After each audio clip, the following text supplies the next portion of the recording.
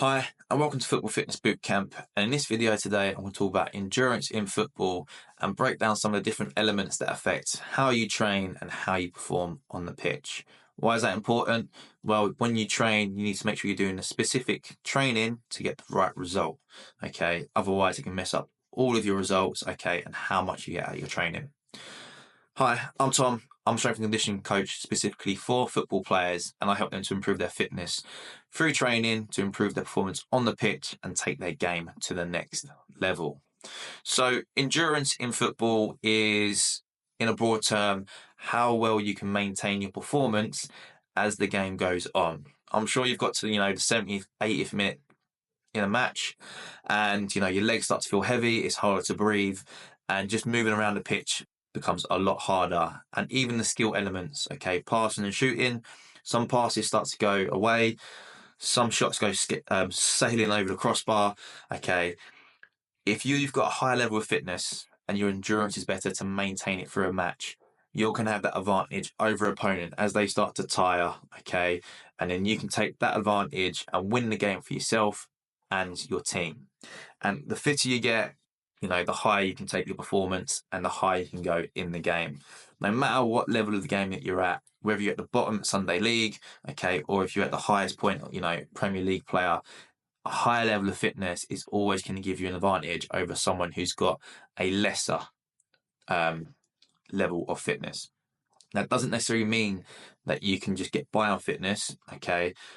I'm a strength and conditioning coach and I focus on the fitness side, but I'm always, aware that you have to be good at playing the game still.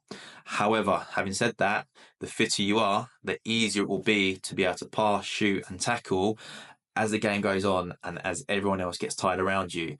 Your improved level of fitness will improve your ability to perform, okay, and make you stick out on the pitch. Now, your endurance is going to be dictated by the different energy systems that the body uses to perform on the pitch. Football is a game made up of high intensity interval runs, okay, and short bursts on the football pitch. Different phases of the game, okay, and different positions will be affected differently, okay, but by having a higher level of fitness, you can perform better as the game goes on. And those higher intensity movements, okay, sprints, jumps, whatever it is, are going to be dictated by how well your body can firstly perform them and then how well it can maintain them as they go through and recover in between those different bouts of high intensity. Now, the first energy system we're going to talk about is your phosphocreatine, okay, or your PCR system. This is the energy system that dominates the high intensity work, high intensity sprints, jumping, plyometrics, or in the gym, it's your 1 rep max lifts, okay, or your really heavy lifts. It's got about enough energy for roughly 10 to 15 seconds of work. And then after that, you start to you start to move into the next energy system, which is your anaerobic. But the PCR system, okay, is dominant when you're doing your high intensity runs, your jumps and your lifts. This can take to, anything up to 5 minutes to fully recover so that you're going to perform at the same level. Now, this is important to know, not necessarily on the football pitch because you're not going to have that time to recover, but now starting to think in your training of planning your recovery in between runs, lifts, or exercises. This is now where it applies to you to plan your training. So after the PCR system, okay, if you keep running, you can then move into your anaerobic system. You may have heard of anaerobic before, means without oxygen. That's exactly what it is. This system of this energy system is you maintaining a high level of exercise, whether it's running, jumping, or whatever it is, to a point that your body can't keep up with how much oxygen it needs. So this is good, okay, because it means the body can actually perform above a level that the body can maintain, so you can keep going. So this is now your speed endurance, okay, those repeated sprints. However, the problem with performing like this is that you start to have the waste product or the byproduct of lactic acid. This is what creates that burning sensation and those heavy legs.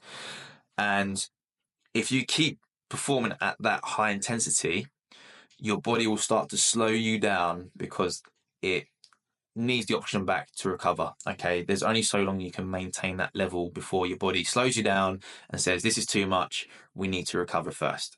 That's when you start to move into the third energy system, which is the aerobic system.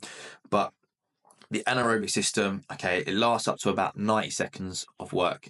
That's generally how long each person, roughly, okay, average person, sort of, without getting to specific people, that's how long you can maintain that workload before your body needs to recover. And this, in training, you're starting to think about up to sort of 2 minutes of recovery to be able to maintain that work level, and making sure that you're training that right energy system compared to doing anything aerobic or anything shorter, more for high intensity sprints.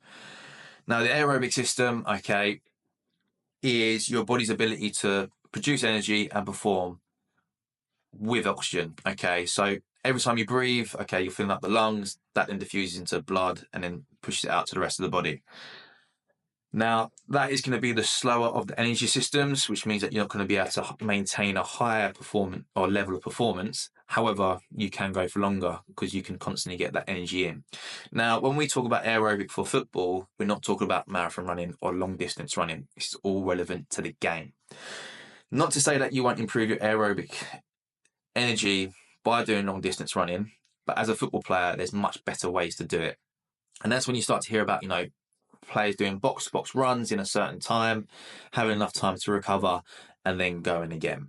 Now, it's important to know that each free energy system, or every energy system, won't be working independently. They all work at the same time. It's just that one is more dominant than the other, specific to what kind of exercise and movement you're doing.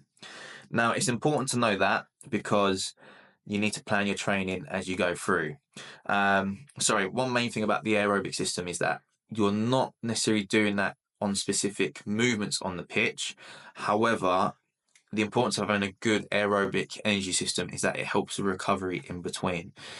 A higher level of aerobic energy means you get more oxygen into the body, send it out to the rest of the body, okay, the muscles, okay, and everything that's using it, which means you can recover better from those anaerobic or those high intensity sprints that you've done before, which means you can then do that again and again and again. And there's kind of two real determinations of how fit you are. It's going to be how long you can maintain high level performance. So imagine doing sprint, full pitch sprints. Okay. It's how many sprints can you do before you slow down, or how quickly can you recover between those sprints to then do it again. Okay, they're two sort of real determining factors of how fit you are in the game of football. But yeah, those three energy systems, okay, are important to everything you do on the pitch, and you can kind of see how they fit in with the movements you do, how you play the game, but then also how you train to improve that performance on the pitch. So when you do train, you need to make sure that you're doing your training specific to an outcome. Whether it's your speed, whether it's your speed endurance, repeat sprint ability, which is more your anaerobic, or your steady state work, which is your aerobic capacity, and your ability to maintain performance over the full match. Now, there's three main things that dictate how you do or how you train and how it affects the different energy systems that you work. And that is going to be your distance, your speed, and your rest period in between, or how you recover. So if you're trying to work for max speed and you work in your phosphocreatine system, the first one, you are doing short distances, anything up to sort of 20 meters. You're doing max speed, max intensity, and you're having higher levels of rest. Make sure that you recover so that you can run at max intensity again. If you're doing more speed endurance or repeated sprint ability, start to think like shuttles, suicides, or certain agility drills, the distance is still going to be short. You might do more repeated sprints, but the distance is still going to be short. You're going to have, again, higher levels of intensity, maybe not quite max, but sort of higher to max, and the recovery time in between is going to be high, but maybe not as much as maybe max sprints. Maybe if max sprints, you're looking at maybe sort of 2 to 3 minutes.